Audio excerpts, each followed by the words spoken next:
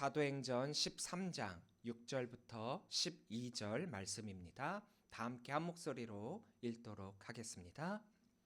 온 섬 가운데로 지나서 바보에 이르러 바 예수라 하는 유대인 거짓 선지자인 마술사를 만나니 그가 총독 서기오 바울과 함께 있으니 서기오 바울은 지혜 있는 사람이라 바나바와 사울을 불러 하나님의 말씀을 듣고자 하더라.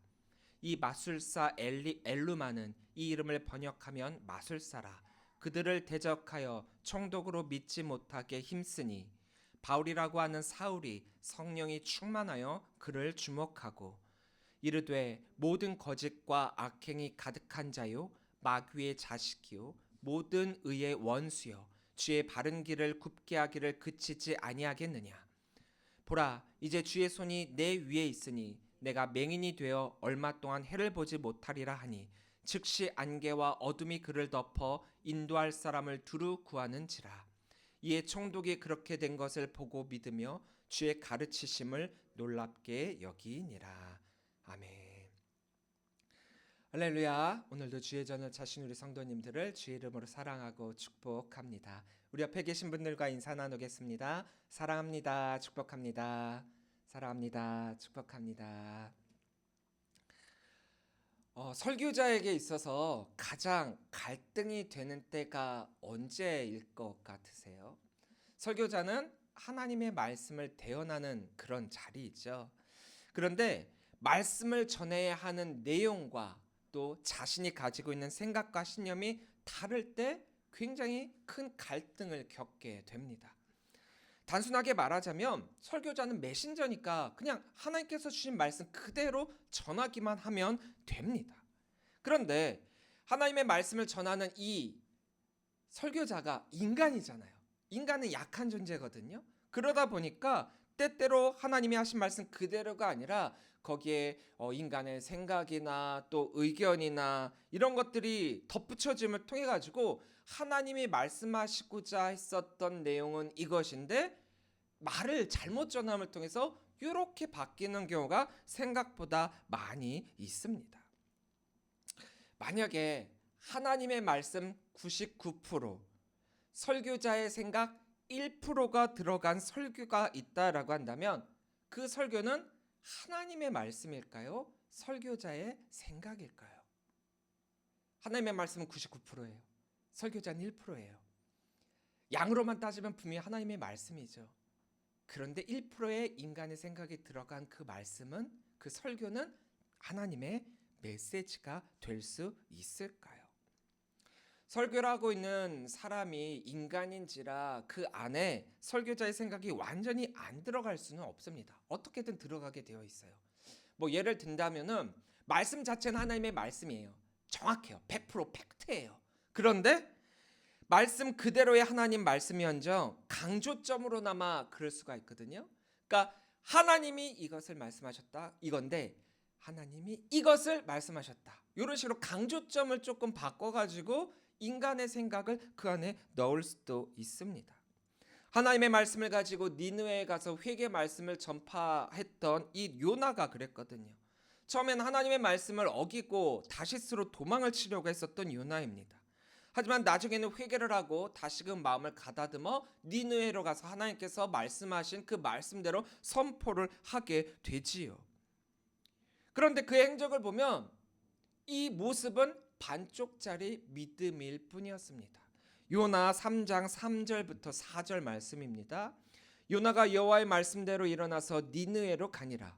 니느웨는 사흘 동안 걸을 만큼 하나님 앞에 큰 성읍이더라. 요나가 그 성읍에 들어가서 하루 동안 다니며 외쳐 이르되 40일이 지나면 니느웨가 무너지리라 하였더니. 자, 하나님이 니느웨에 가서 회개를 선포하라 말씀하셨는데 했어요. 하긴 했어요. 그런데 니느웨는 사흘 동안 말씀을 선포를 해야 되는 그런 큰 지역이었음에도 불구하고 요나는 단 하루만을 선포했다라고 이야기를 하고 있습니다.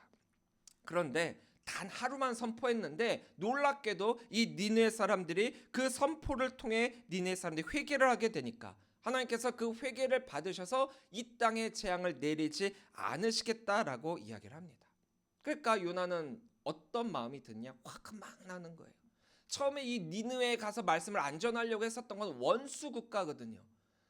그런데 그래도 하나님의 말씀에 순종해 가서 말씀은 선포를 했어요. 그러나 마음 한켠에는 이렇게 선포를 하고 난 다음에 하나님께서 반드시 이 나라를 멸망시킬 거야. 재앙을 내리실 거야. 이런 기대를 가지고 말씀을 선포했는데 하나님께서 이 땅, 이 거민들이 회개를 함으로 인해 재앙을 내리지 않으시겠다라고 말씀하시니까 화가 나기 시작을 합니다. 하나님께서 자비롭고 노하기를 더디하시고 인내가 크셔서 그들을 용서하시겠다, 그들에게 재앙을 내리시지 않으시겠다는 것은 알겠지만 내 생각과 다르니까요. 내 뜻과는 다르니까요. 나는 하나님이 저 니느웨를 쳐갖고 큰 벌을 주기를 원하고 있는데 왜 하나님은 이 회개 선포를 통해서 그들이 회개함을 통해서 왜 재앙을 내리시지 않으시는가? 결국에는 하나님이 내 뜻대로 해주실 거야 라고는 이런 마음을 가지고 이제 언덕에 올라가 이제 니느웨가 어떻게 멸망을 재앙을 받게 되는지 구경을 하려고 한다. 그 성읍 동쪽에서 초막을 짓고 살펴보기까지 하는 이 모습을 이 요나가 우리들에게 보여주고 있습니다. 하나님의 말씀이 있어요. 이 하나님의 말씀이 여기 있습니다. 내 생각 내 뜻이 있어요. 이 두 가지가 딱 같으면 참 좋겠는데 이 두 가지가 상반이 돼요. 이 상반이 돼요. 그렇다면 우리는 어떤 설교를 해야 될까요? 설교자인 우리, 내 생각이 딱 있어서 이걸 하는데 하나님은 이거를 말씀하셔. 근데 아무리 생각을 해도 아무리 마음을 가다듬어도 하나님의 뜻 알겠는데 내 마음이 움직이질 않아요. 그렇다면 우리는 어떻게 해야겠습니까? 사실 다른 거 없습니다. 내 생각 내 뜻 내려놓고 오직 하나님의 말씀만 선포하면 돼요. 정치적으로든 경제적으로든 우리나라가 요즘 꽤 소란하고 요란한 때이잖아요. 이럴 때일수록 우리는 더욱 기도를 해야 됩니다. 요즘 목회자의 성향에 따라서 이런 설교 저런 설교가 굉장히 남발되고 있거든요. 제가 왜 남발이라는 표현을 쓰냐면은 정말 하나님의 말씀으로서의 메시지를 선포하고 끝내야 되는데 자꾸 거기에 목사님들의 생각이 들어갔고 이게 옳다 이게 그르다 자꾸 강단에서 이야기를 하고 있다라는 거예요. 강단에서만큼은 하나님의 말씀을 선포해야죠. 목회자 자신이 하고 싶은 이야기가 있다라고 한다면 그래서 정치적 견해와 애국심으로서의 의견이 있다라고 하더라도 자꾸 그것 신앙과 결부시켜서는 안 돼요. 이것이 옳다 그르다 하는 것이 아니라 그것은 하나님께 맡기고 정치적 이념과 종교적 신념을 동일시해서 성도들을 편가르게 해서는 안 되죠. 영적으로 깨어있으면 뭐가 옳은지 성도 스스로들이 판단할 수 있게 돼요. 요즘 시국을 보면서 안타까운 것은 왜 자꾸 신앙과 이념을 동일시시키는지 모르겠어요. 아닙니다. 하나님의 말씀대로 우리가 순종하며 살아가는 그것이 우리의 믿음이 되고 신앙이 돼야지 우리들의 신념이 우리들의 그런 이념이 신앙과 똑같을 수는 없는 거죠. 하나님의 말씀으로의 복음만 선포해야지 복음이니 진보이니 하는 이념은 하나님의 말씀이 아니라는 거예요. 그러니까 우리가 설교를 듣는 입장에서의 성도님들은 하나님의 말씀으로의 복음에만 집중하시기를 바랍니다. 하나님의 말씀에는 언제나 악한 영의 도전이 있기 마련이거든요. 하나님은 분명히 진리만을 말씀하시고 우리들에게 여러 가지를 말씀해 주시는데 한 가지 공통적인 사항은 있습니다. 뭐냐? 우리의 부와 이득, 권력과는 좀 반대로 말씀하시거든요. 근데 악한 영의 세력들은 어떻게 해서든지 하나님의 말씀을 오용하게 만들어갖고 자신들의 권력과 기득권을 잃지 않게 하기 위해 하나님이 하시지 않은 말씀조차도 하나님의 말씀이냐, 또 하나님이 A라고 말씀하셨음에도 불구하고 그것을 자의적으로 해석해서 이거는 이런 뜻이야 라고 곡해하도록 만드는 그런 경향이 있어요. 그렇게 여기에서 반드시 필요한 것은 영적 분별함입니다. 안디옥 교회에 파송을 받은 바나바와 사울이죠. 우리가 지난주에 함께 말씀을 나눴다시피 안디옥 교회에 반드시 필요했던 인물인 바나바와 사울입니다. 하지만 성령의 이끄심이 그들을 구별시켜 그들을 떠나게 만들고 또 다른 곳에 또 다른 사역에 그들을 사용하시고자 하고 있습니다. 이렇게 안디옥 교회에서 바나바와 사울이 이제 파송을 받아서 이 실루기아라고 하는 이곳으로 이동을 하게 되죠. 여기서 이제 배를 타고 구브로 섬에 있는 이 살람이라고 하는 이 지역으로 이제 이동을 하게 됩니다. 여기서 여러 회당에서 유대인들과 함께 말씀을 전한 이후에 바보라고 하는 이곳으로 이동을 하게 돼요. 오늘 본문의 이 장소가 바로 이곳, 여기 바보입니다. 6절을 우리 함께 읽도록 하겠습니다. 온 섬 가운데서 지나서 바보에 이르러 바예수라는 유대인 거짓 선지자인 마술사를 만나니.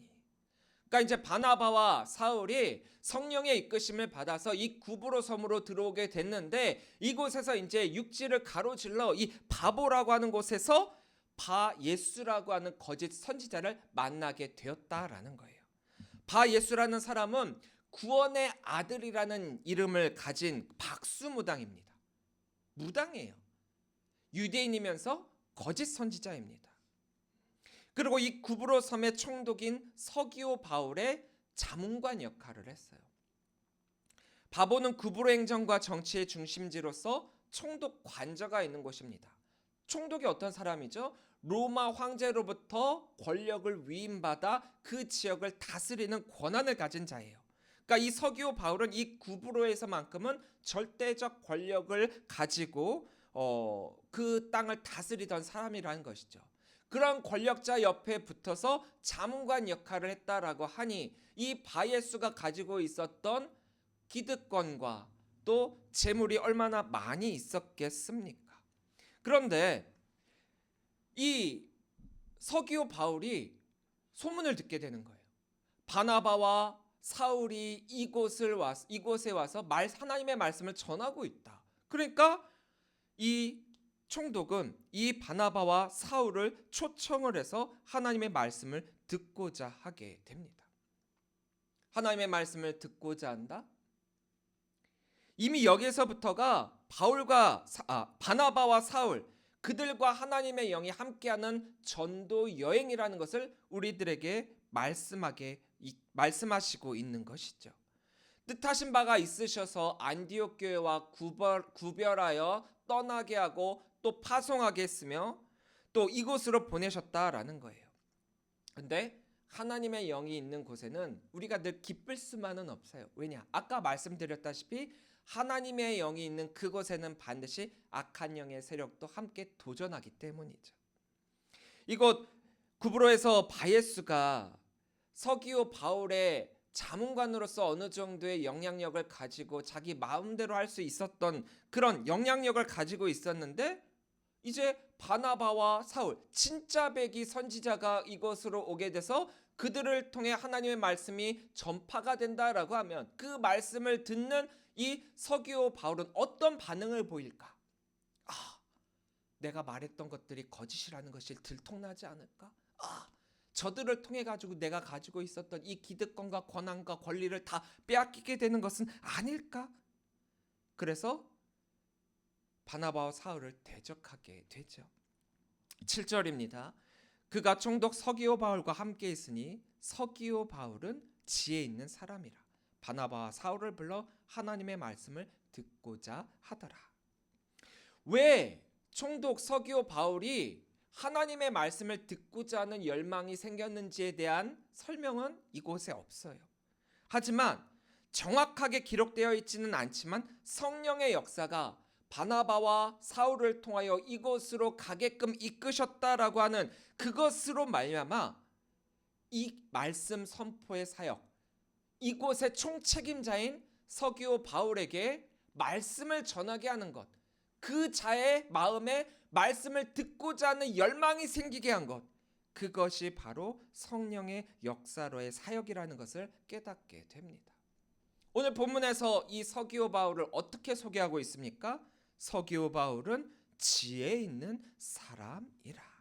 이것만 보더라도 그가 비록 로마의 총독이지만 구원에 이르는 지혜, 그 지혜에 대한 열망이 있었던 자였고, 또 그 열망에 대해서 성령이 이끌어 주셔서 바나바와 사울을 초청하도록 이끌었다라는 겁니다. 지금 이곳 바보는 예수 그리스도에 대한 복음이 전해지지 않은 곳이에요. 이곳에 실권을 잡고 있는 거짓 선지자 바 예수는 가짜거든요. 가짜예요. 마술사예요. 무당이에요. 그런 자가 하나님의 말씀이라는 것을 비유로 해갖고 자신의 뜻을, 자신의 생각을, 또 자신의 이득을 이곳에서 버리고 있었으니 제대로 된 말씀을 전했겠습니까? 또 예수 그리스도의 복음이 뭔지도 모르는 이 사람이 그 예수님을 전하고 있었겠습니까? 복음이 무엇인지 전혀 알지 못하는 곳이었다라는 거죠. 이런 말이 있습니다.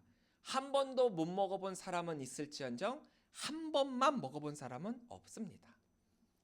잘 아는 말이죠. 이건 모르면 모르기 때문에 못 먹어봤지만 단 한 번이라도 맛을 보면 그 맛을 잊지 못해가지고 또 찾게 되는 그런 환상적인 맛이라는 의미죠.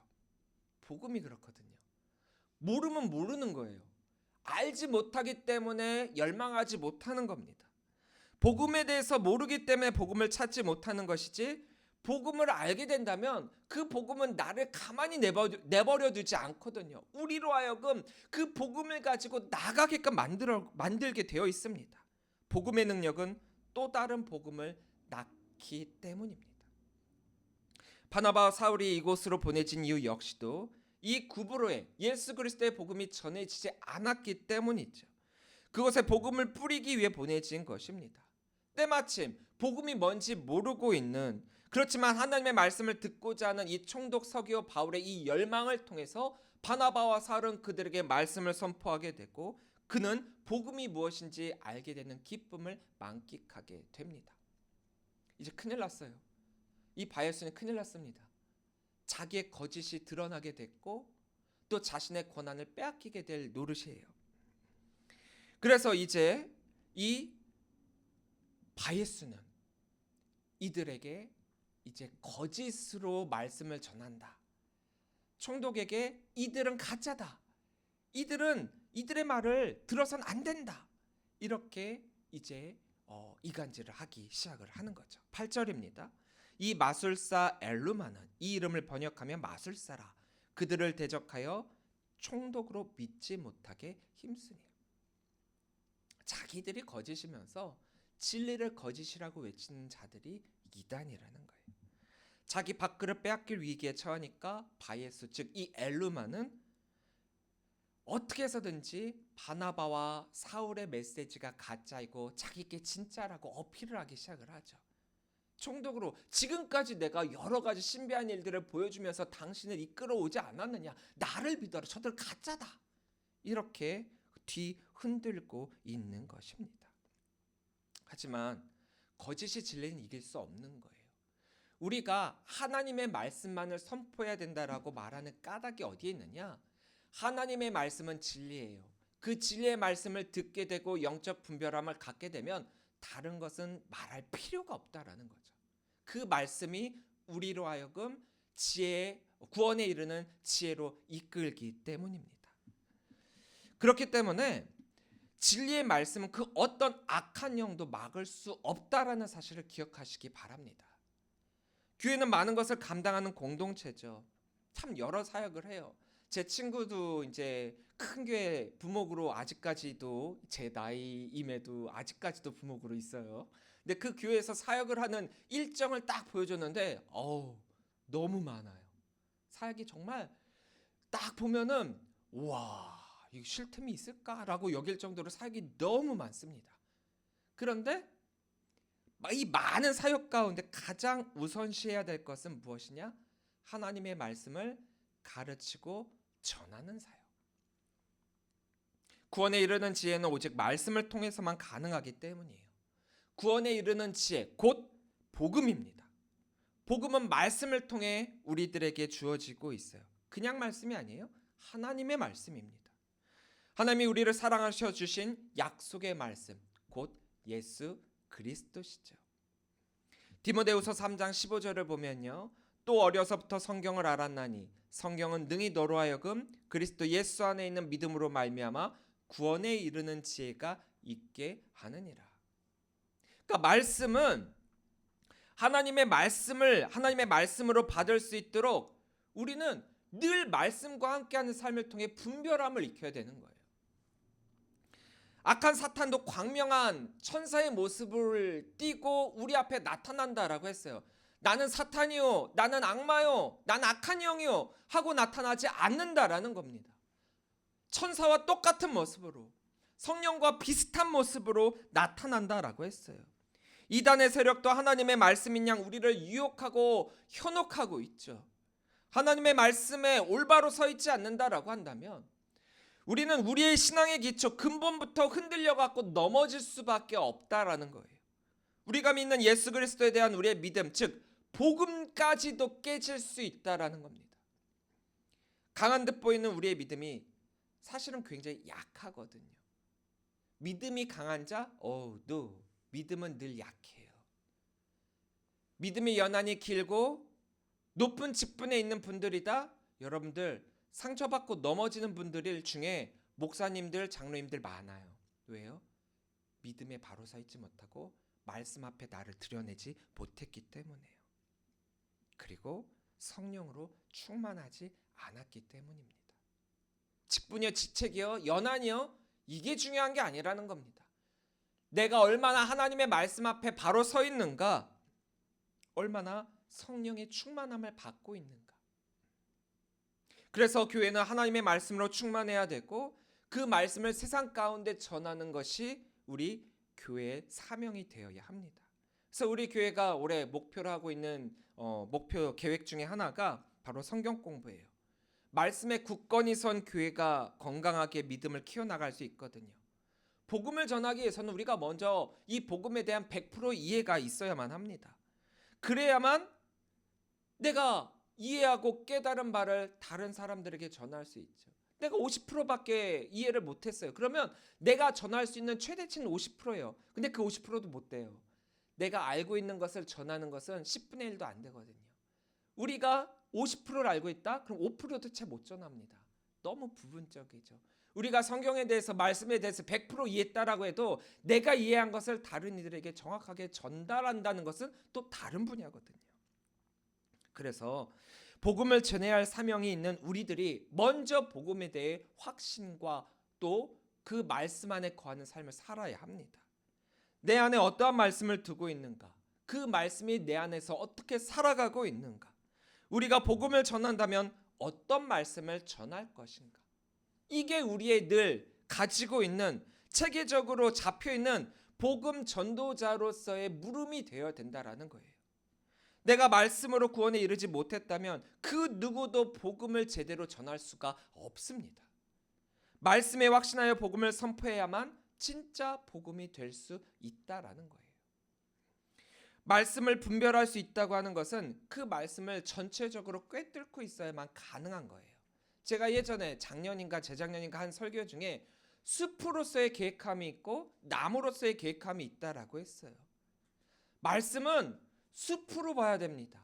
부분적으로만 읽어서는 안 돼요. 부분적으로만 아는 것은 어떻게 보면 굉장히 위험합니다. 코끼리에 대해서 코를 만지고 코끼리 코는 이렇구나 라고 하는 것은 알 수 있지만 그것만 만지고 코끼리 전체를 이야기할 수는 없잖아요. 코만 만졌어요. 코만 알고 있어요. 근데 코끼리가 어떻게 생겼다라고 어떻게 표현할 수 있습니까? 근데 코를 만졌기 때문에 코끼리 코에 대한 설명은 정확하게 할 수 있지만, 그래서 이것은 코끼리다라고 이야기할 수 있어요. 틀린 건 아니에요. 맞아요. 그런데 정확한 게 아니라는 거죠.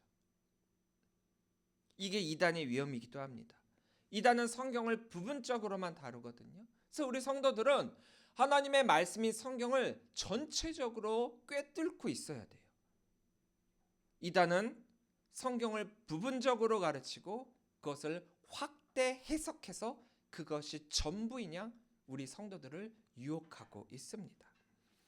성경 공부를 어떤 방법으로 시작할지는 조금 더 고민은 해보겠지만, 그래서 올해 우리 교회의 목표는 바로 성경 공부를 시작을 하는 거예요.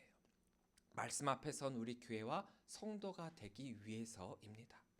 9절부터 11절 말씀입니다. 바울이라고 하는 사울이 성령이 충만하여 그를 주목하고 이르되 모든 거짓과 악행이 가득한 자요 마귀의 자식이요 모든 의의 원수여 주의 바른 길을 굽게 하기를 그치지 아니하겠느냐.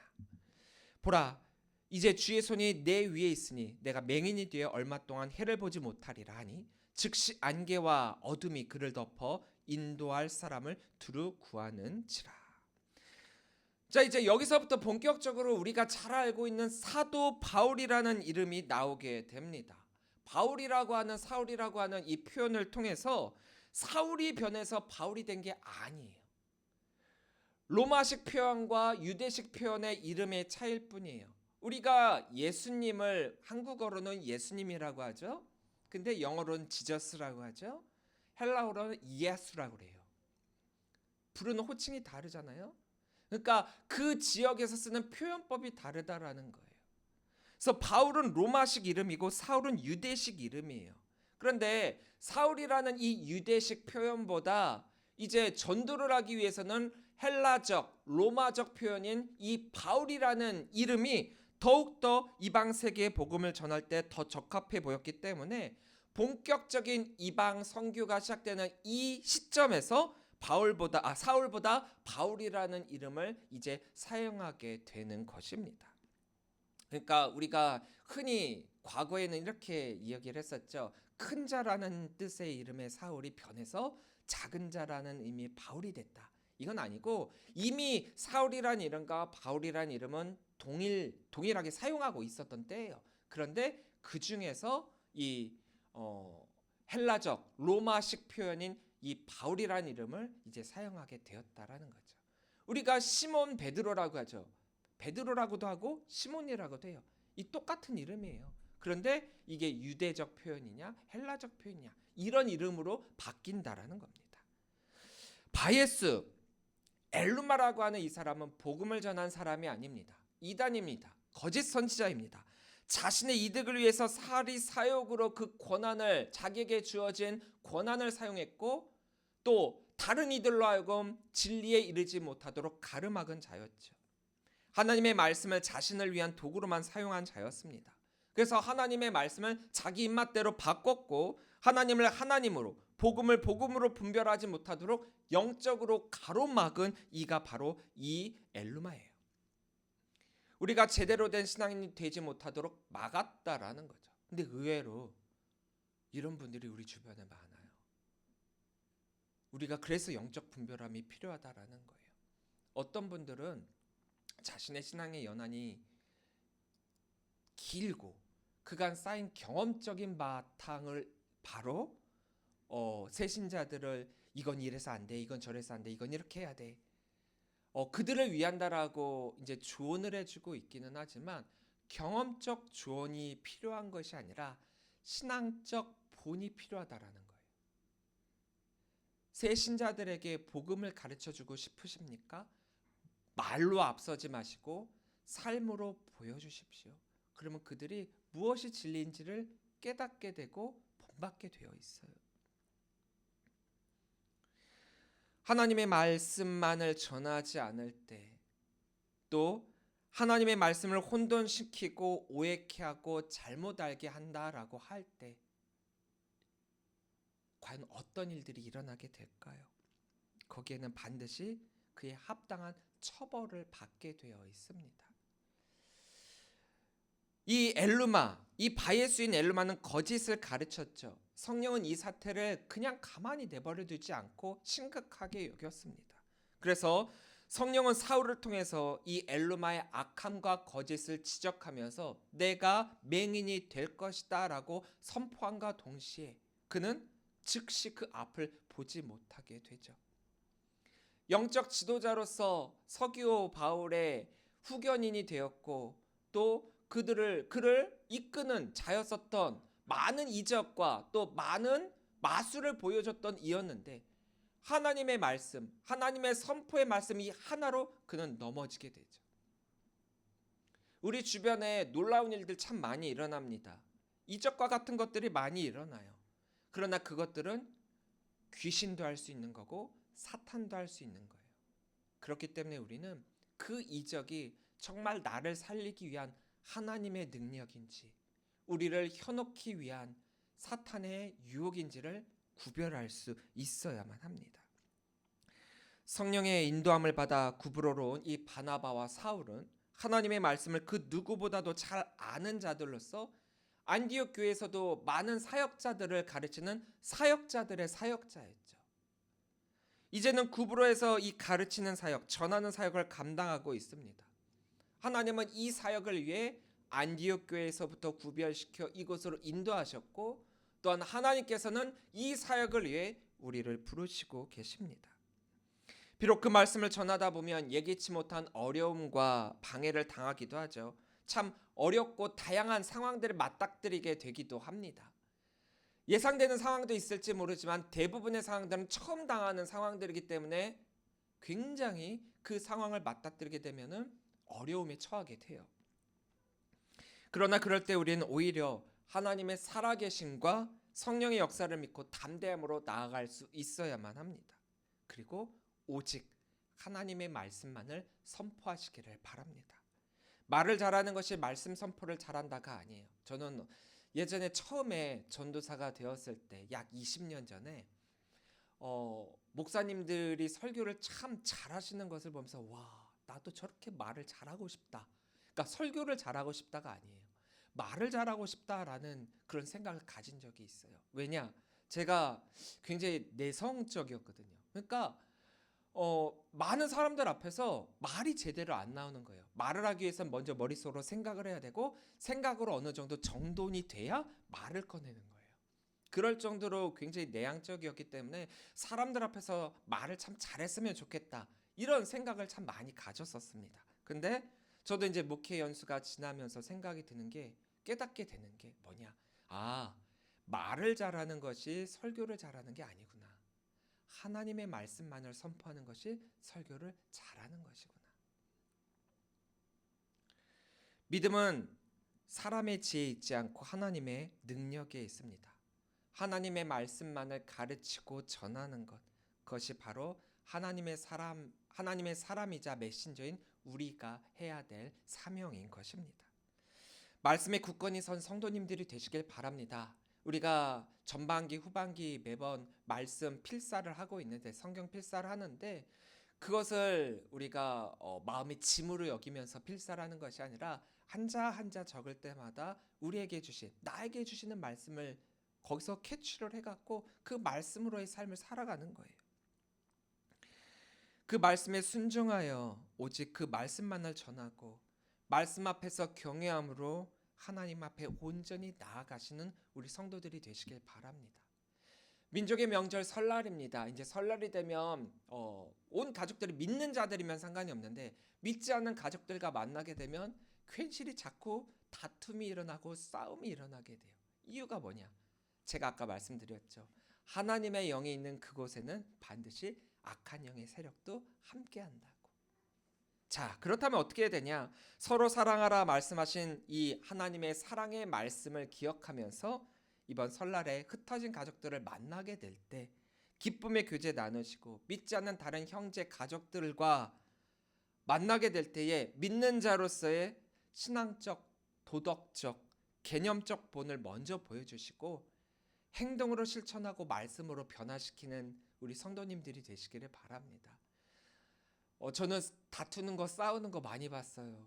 저희 집은 믿는 집안이었고, 또 부모님의 형제 집은 안 믿는 가정이 있었는데, 꼭 그렇게 가서 저희 부모님들이 그분들을 전도한다고, 예수 믿으라고 말 꺼내면 꺼내자마자 이제 싸움이 시작이 돼요. 이러려면 오지 말아라. 이제 또 거하게 술 한 잔이 딱 들어가게 되면은 더 크게 난장판이 돼요. 그래도 저희 부모님들은 꾸준히 찾아가셔서 복음을 전했죠. 싸우지 않고, 저희가 싸움을 거는 게 아니에요. 항상 그거 있습니다. 믿는 자들이 싸움 거는 거 아니에요. 악한 영들이 발악을 하는 거예요. 그럴 때 거기에 맞대응을 하시지 마시고 여러분들의 삶으로 그들을 변화시킬 수 있도록 말씀의 사람이 되고 변화의 사람이 되고, 그로 말미암아 그리스도인으로서의 삶을 나타내시는 우리 귀한 이번 명절이 되시기를 주의 이름으로 간절히 축원합니다. 기도하겠습니다.